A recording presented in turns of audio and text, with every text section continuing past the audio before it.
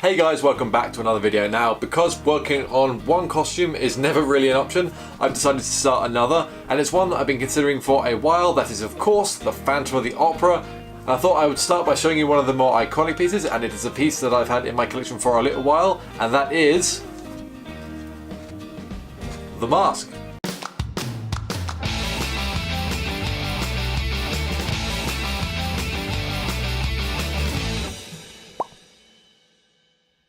So this is my Phantom of the Opera mask. This one in particular was made by Longshore Masks, and this will be a semi-review of this mask by him. Now, he is a sculptor based in the US, and he is, in my opinion, as of this moment, one of the best makers of Phantom of the Opera masks that there is. He has lots of different styles, right from, I think, Lon Chaney, all the way up through the different movie masks to different versions of the musical mask. Now, this one in particular is my favourite, and it's the version worn by Ramin Karimloo in the 25th anniversary, and it is based off of that sculpt. Now, what I believe he does is sculpts the masks out of clay. This is then moulds and casts to make a buck, and then vac forms the masks onto that with a thermoplastic. This is probably ABS or something like that, which is then finished and painted. And as you might be able to see, they are not just painted white, although it kind of looks like a white mask. There's actually really subtle details in there. There's quite a bit of red on the cheek around the eye. Just helps give that definition, and it's something that would stand out on stage. Now, the mask attaches to your face just like the stage ones do.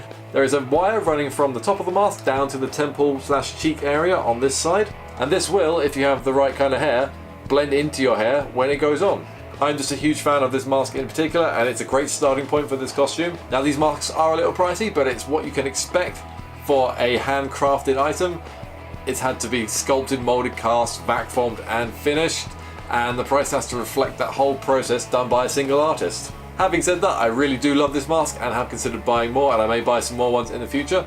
I think it would be nice to have them all displayed in a row, but this is a great start to this costume. So to put it on, obviously I can't wear my glasses, but it's as simple as